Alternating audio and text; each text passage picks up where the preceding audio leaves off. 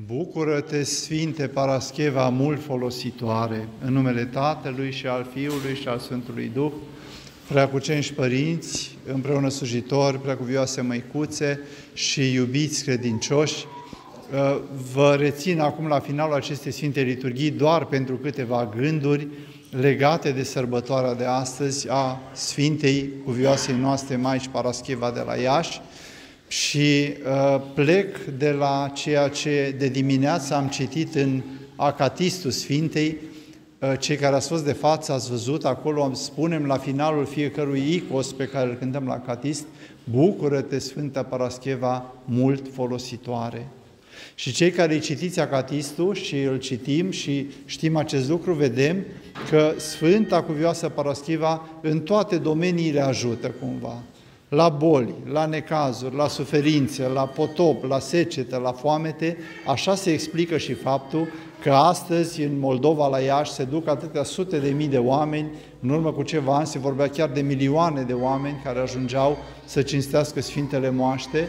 Și aceste Sfinte Moaște, să știți, și Sfânta Parascheva nu e numai la noi în România foarte cinstită, dar noi românii în mod special o cinstim pentru că avem această mare bucurie și acest mare dar să avem moaștele, ci să știți că moaștele ei au stat sute de ani în Bulgaria, la Veliko Târnovo, au stat la Constantinopol, au stat la Belgrad, până când Vasile Lupul le-a cumpărat cumva sau printr-o donație mare le-a obținut de la Constantinopol și le-a adus la Iași. Plecând de la această mare cinstire, dragii mei, trei lucruri nu mai vreau să vă spun. Primul dintre ele, cum ne ajută Sfinții sau de ce îi cinstim pe Sfinți, cum este Sfânta Parascheva astăzi. Și noi avem mărturii din primele secole, creștinii deja de atunci cereau de la Dumnezeu ajutorul și avem în Apocalipsă deja un loc unde se spune că sufletele celor care stau și au plecat dincolo, ale martirilor, ale sfinților, stau la baza tronului lui Dumnezeu și strigă către Dumnezeu. Așadar, avem o mărturie din Sfânta Scriptură din primele secole că sfinții și cei care trec dincolo din această viață sunt cumva la poalele altarului ceresc și pot vorbi cu Dumnezeu. Și plecând de aici, primii creștini au început să invoce pe sfinții în rugăciune. Noi trăim aici într-o țară, știți foarte bine, în care catolicii și protestanții se diferențiază cumva, pentru că în lumea protestantă sfinții nu sunt invocați în rugăciune, nu sunt cinstiți și există o polemică pe această tematică, dacă îi putem chema în rugăciune și dacă ei ne pot ajuta cumva. Iar noi ortodoxi aducem un argument foarte frumos și anume că ei mijlocesc la Dumnezeu așa cum fac prietenii între ei aici pe pământ. Vedeți cu toții că dacă avem nevoie, noi românii în mod special suntem învățați, dacă nu avem un prieten să ne ajute, greu rezolvăm un lucru. Și acest lucru s-a proiectat și asupra cerului și asupra raiului, sigur într-un sens frumos, nu într-un sensul că nu ne poate duce pe noi niciun sfânt în rai dacă noi trăim în păcat aici, că n-are cum să ne ajute, ci în sensul pozitiv și frumos că sigur sfinții mijlocesc la Dumnezeu pentru noi. Acest lucru, și cu asta mă opresc, primul gând, este în catacombe deja atestat. Primii creștini, când se mormântau, scriau pe zidurile catacombelor și s-au păstrat inscripțiile până astăzi către sfinți: rugați-vă lui Dumnezeu pentru noi. Și sunt foarte multe rugăciuni care s-au păstrat către martiri: Sfinte, mucenice Laurențiu, roagă-te lui Dumnezeu pentru noi. Acestea sunt primele rugăciuni către sfinți. Punctul numărul 2, acum, dragii mei, în momentul în cum să facem ca sfinții să fie prezenți în viața noastră. Cum să facem ca Sfânta Cuvioasă Maică Parascheva să fie prezentă în viața noastră. Pentru că ajutorul lor nu vine dacă noi nu avem o legătură personală cu ei. Și prezența sfinților în viața noastră se face prin niște mijloace pe care Biserica ni le pune la îndemână. Să vă dau un exemplu. Dacă avem în casa noastră icoana Sfintei Parascheva, icoana este prezența Sfântului. Dacă venim la liturghie în ziua Sfântului, cum ne-am adunat noi astăzi așa de mulți totuși pentru o zi cumva care nu e o duminică, ne-am adunat aici pentru că toți și fiecare în parte simțim cumva un ajutor, simțim o bucurie. Și astăzi s-a simțit chiar un har deosebit în rugăciune, în slujbă, cel puțin eu așa l-am trăit și așa l-am simțit în această Sfântă Liturghie de astăzi. De ce? Pentru că Sfânta Cuvioasă Parascheva este prezentă. Prezența ei se face nu numai prin icoană, ci și prin invocare și rugăciune. Adică în momentul în care am citit acatistul și i-am invocat viața și numele, în momentul acela este prezent în viața noastră. Și de aceea, în rugăciunile pe care noi le facem acasă, poate nu putem face acatistul tot timpul, dar ne putem face câțiva sfinți care să ne fie mai prieteni, să spunem așa. Vedeți cu toții că și pe acest pământ nu-i putem avea prieteni pe toți oamenii, dar dintre toți oamenii putem găsi 2-3 care să ne fie mai apropiați și tot la fel procedăm și cu sfinții. Sfântul Ocrotitor, de exemplu, pe care îl avem, cum ar fi în cazul meu Sfântul Proroc Daniel, sau în cazul fiecare dintre dumneavoastră Sfântul pe care îl aveți, Constantin sau alt Sfânt, Nicolae, trebuie cultivată o relație de rugăciune și de prezența lor. Și în momentul în care noi ne rugăm, să vedeți cum lucrează și ei. Un părinte îmi povestea, un părinte din Italia, care are mare evlavie la Sfântul Nicolae. Și s-a dus să treacă granița și era un control foarte sever încât aproape nimeni nu trecea. Și în momentul în care el a ajuns acolo și el avea în mașină lucruri cu care nu prea avea voie cumva să treacă sau știu eu, poate, te opreau și te întrebau. Dar avea la el moaștele Sfântului Nicolae și a făcut o rugăciune și a zis, Sfinte Nicolae, ajută-mă. Și a zis că nici nu s-a uitat la el, nici la acte, nici la nimic, dă-i drumul, zice, mergi mai departe. Și de aceea de multe ori se întâmplă, dragii noștri, în viețile noastre, că sfinții care ne ocrotesc ne sunt prieteni, ne sunt apropiați și ne scot și ne ajută din foarte multe situații să mergem înainte. Așa se întâmplă și cu Sfânta Parascheva. Nu mă apuc să amintesc eu acum minuni că e târziu și trec la punctul 3 cu care voi și încheia imediat predica și anume, uitați-vă numai pe internet, pe site-ul Doxologia, să vedeți că acolo sunt minuni relatate, actual, puse pe internet. Ce au trăit oamenii care s-au închinat la moaștele acestei mari sfinte, nu numai a poporului nostru român, după cum vă spuneam, pentru că ea este la origine grecoaică cumva, pentru că s-a născut în Epivata, lângă Constantinopol, iar în vremea aceea, zona aceea era o zonă grecească. Și ea este o sfântă greacă, care a fost ținută cu moaștele la bulgari și la sârbi și după aceea a ajuns și la noi românii, astfel că ne unește pe toți, slavi, greci și români, toate popoarele ortodoxe. Trec acum la punctul 3.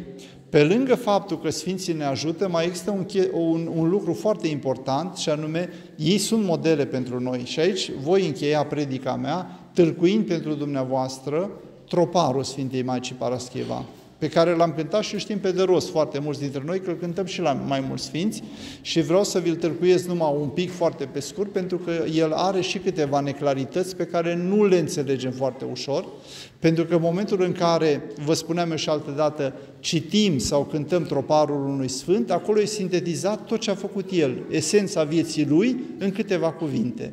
Iar la Cuvioasa Parascheva troparul spune așa: întru tine, Maică, cu o sârdie s-a mântuit cel după chip. Repet, întru tine, Maică, cu o sârdie s-a mântuit cel după chip. Dacă v-aș pune acum să tâlcuiți cuvântul ăsta, probabil că va fi greu. Dar nu numai pentru dumneavoastră, dacă întreb studenți la teologie, poate, sau chiar și preoți, nu toată lumea poate să tâlcuiască foarte ușor cuvântul acesta. Ce înseamnă întru tine, Maică, cu o sârdie s-a mântuit cel după chip? Cel după chip este de fapt omul făcut după chipul lui Dumnezeu. Și ar trebui să traducem în mod următor acest început al troparului Sfintei Parascheva: întru tine, Maică, s-a mântuit omul, chipul omenesc, omul din tine, a fost mântuit cu o sârdie, adică cu sârguința pe care tu ai avut-o și cu rugăciune, ai reușit să mântuiești cel după chip din tine, care cine este? Omul din tine. Ar trebui, ca să traducem poate și mai ușor acest fragment, eu mă gândesc, dar n-am verificat asta, mi-a venit în minte acum ieri cred că mi-a venit în minte, noi ar trebui să cântăm întru tine, Maică, s-a mântuit cea după chip, cu o sârdie s-a mântuit cea după chip, adică cea care a fost zidită după chipul lui Dumnezeu. Că Dumnezeu ne-a zidit, dragii mei, după chipul Lui.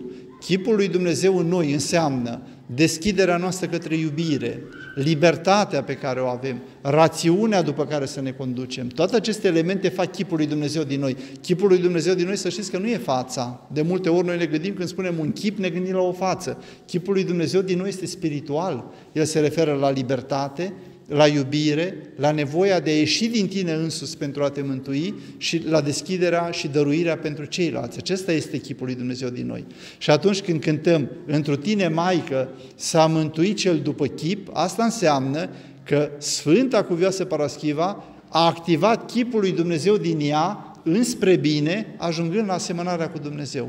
Adică ea a reușit să meargă pe drumul mântuirii pe care Dumnezeu l-a lăsat. Că luând crucea ai urma lui Hristos, acest lucru nu-l mai tâlcuiesc, că luarea crucii o tâlcuim noi de foarte multe ori și știți cu toții ce înseamnă, și a învăța să nu se uite la trup că este trecător, ci să poartă grijă de suflet, de lucru cel nemuritor. Și aș spune eu în finalul cuvântului meu că din acest fragment învățăm ceva foarte important, și anume că noi, de obicei, ne uităm foarte mult la viața pământească, la trup și la pământ. Ce putem realiza pe acest pământ? Și nu purtăm grijă de sufletul care este nemuritor. Și din păcate așa e viața noastră astăzi. Prea multe urgențe, prea multe priorități, prea multe nevoi și toate, dragii mei, din păcate, sunt centrate numai pe lumea asta. Urgențe după urgențe, situații după situații, nevoi după nevoi, toate pământești, îi vin în viețile noastre ale fiecăruia și ce fac? Ne îndepărtează de Dumnezeu. Timp de rugăciune nu mai avem, timp de liturghie nu mai avem, timp pentru copiii noștri nu mai avem și alergăm într-o disperare pe care nu mai putem duce la capăt și la final, după ce anii trec, când ne mai vine mintea, cum se spune, începem să ne întrebăm, Doamne, ce am făcut noi cu toată alergarea noastră. De aceea, de la Sfânta Cuvioasă Maică Parascheva, care de tânără, cu înțelepciune, a stat numai în rugăciune căutându-L pe Dumnezeu, învățăm această întoarcere a vieții noastre de la trup către suflet. Și de aceea gândul pe care vi-l mai spun la final este acesta, invocând-o și pe Maica Parascheva în rugăciuni, pe Preacuvioasa noastră Maică Sfântă Parascheva, să ne găsim timp de rugăciune, dragii mei, să ne găsim timp, să nu ne facem numai prieteni pământești, ci să ne facem prieteni și sfinții, pentru că e foarte important să avem sfinți prieteni, care atunci când suntem în nevoi, să simțim că sunt cu noi, că ne ajută, pentru că ei, credem noi cu toții, că sunt asemenea lui Dumnezeu, prieteni adevărați. Știți cu toții că e foarte greu să ai un prieten adevărat pe acest pământ și de multe ori suntem dezamăgiți. Sfinții nu ne dezamăgesc și să ne ajută neîncetat. De aceea să rugăm pe Bunul Dumnezeu și să rugăm pe Sfânta Cuvioasă Maica Parascheva ca în ziua de astăzi să ne miluiască, să ne dăruiască și nouă binecuvântare, har și ajutor de la Dumnezeu și să mijlocească pentru noi înaintea tronului ceresc, ca Bunul Dumnezeu să ne ducă pe toți pe calea mântuirii, acum și pururea și în vecii vecilor. Amin.